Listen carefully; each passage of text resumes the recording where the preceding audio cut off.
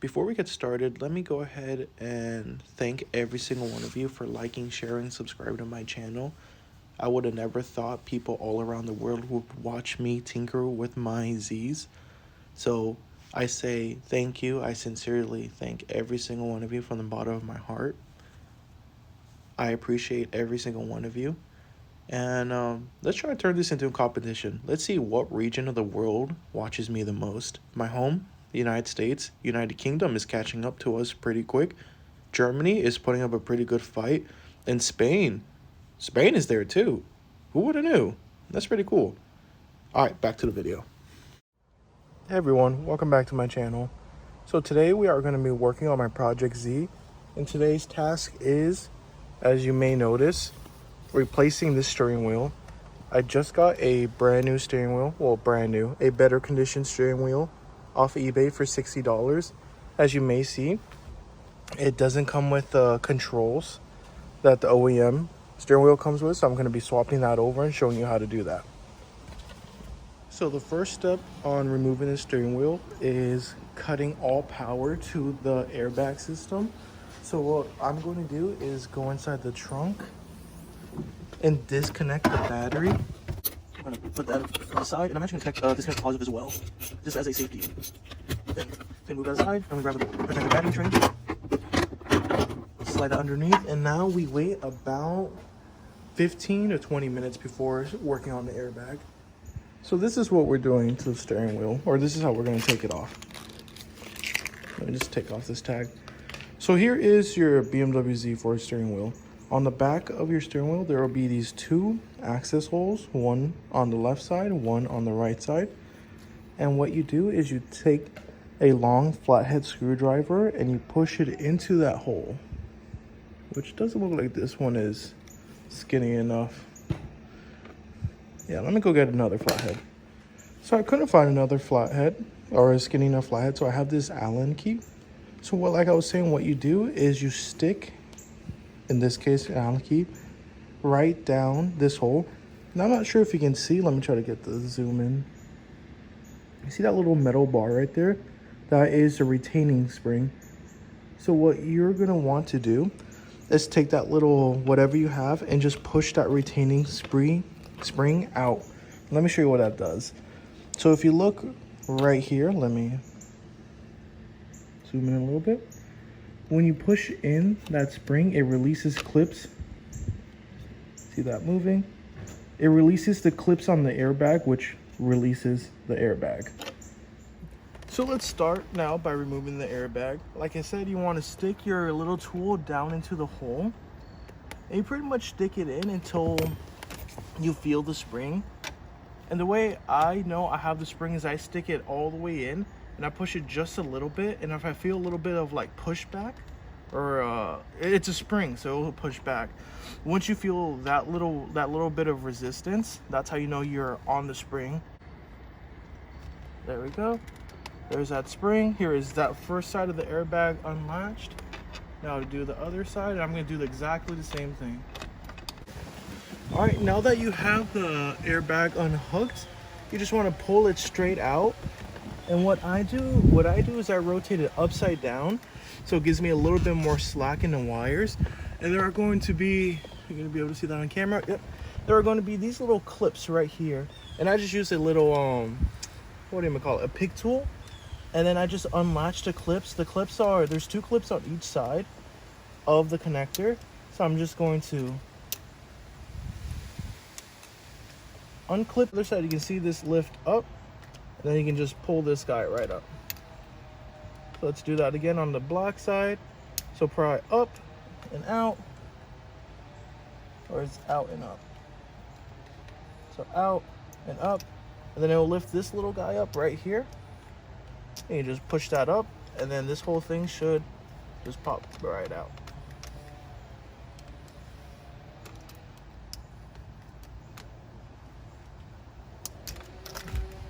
And that is the airbag out. And then there's one more thing you have to remove, or a couple more things you have to remove, and that's just wiring. If I remember correctly, you just remove the actual hand control wires And there should be a ground. Yep, it's right there. Let me go see what size that is. I'm gonna have to remove this itty bitty little ground in there. And I'll show you guys that in detail once I get the right tool. So this little guy right here, the ground, that looks like it is a what is this? A T10. So we're gonna go ahead and remove this ground. And now, to be completely honest, I'm not too sure if we need to remove this. Actually, yes, we do need to remove this ground, because it looks like my eBay one, the one I got off eBay, it looks like it is destroyed. So let me go ahead and get this out. I'll also footage of me removing the steering wheel, but all it is a 16mm bolt to remove the whole steering wheel. So here is this is the new wheel, here is the old wheel. So I guess we can go ahead and get started by removing the trim and just pretty much dissecting it, seeing what are the differences. Look at this metal tie. All right, let's get started. These are, let me figure that out. So it looks like the screws to take off the trim on these steering wheels is a T20.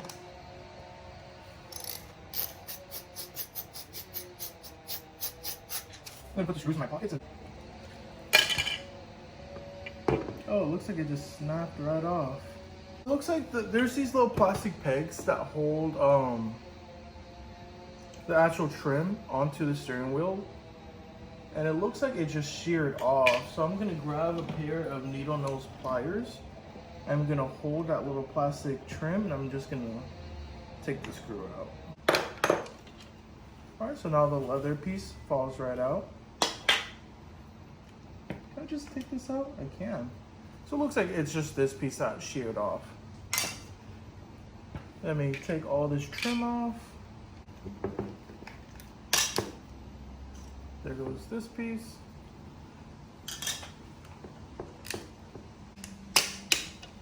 And then to get this one off, all I did was I put it on, I pried it from the back, just used my 2 fingers to get under, push it up, and it came right off.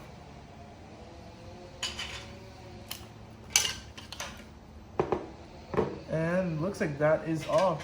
Last thing I have to remove is, it looks like when they were pulling this, the steering wheel, it looks like they just ripped off the ground connect, so I'm gonna take that off. There we go.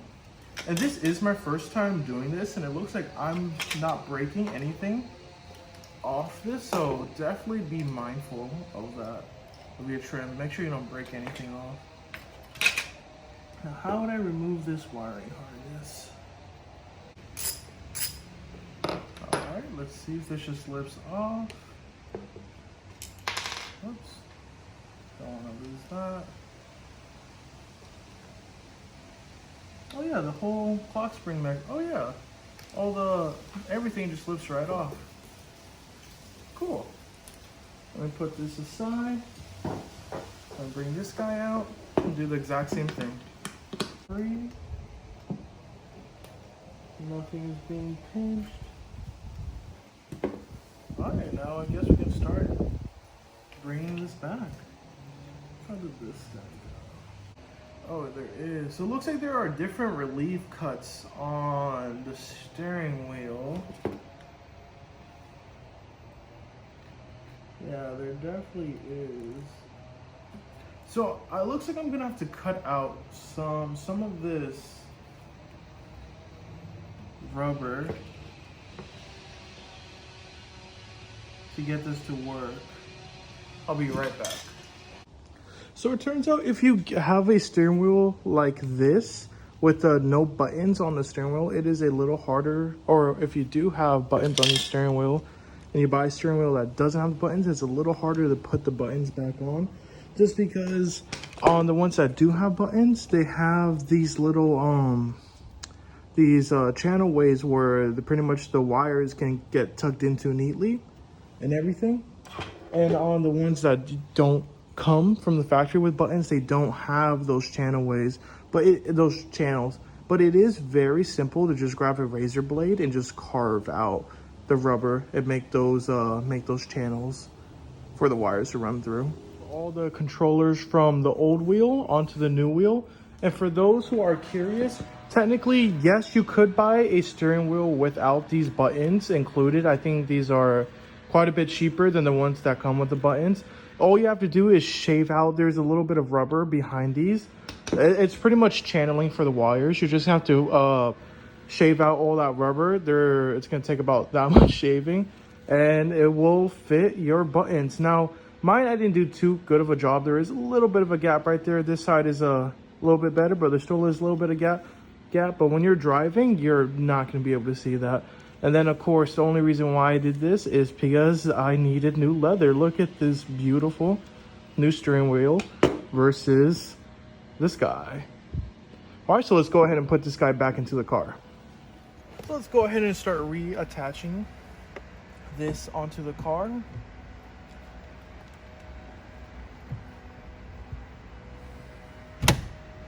There that goes. Let's attach this wiring harness back in.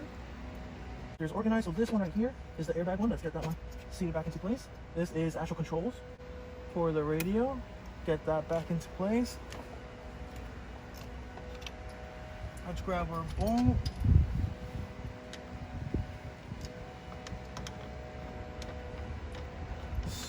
Start this off.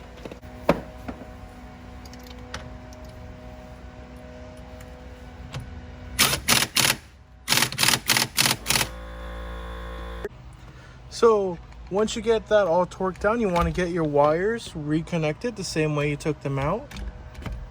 Get the airbag pretty much lined up, and all you have to do is push it in. And it is in. Looks way better than what it used to look like. All right, let's get this battery reconnected and test it out.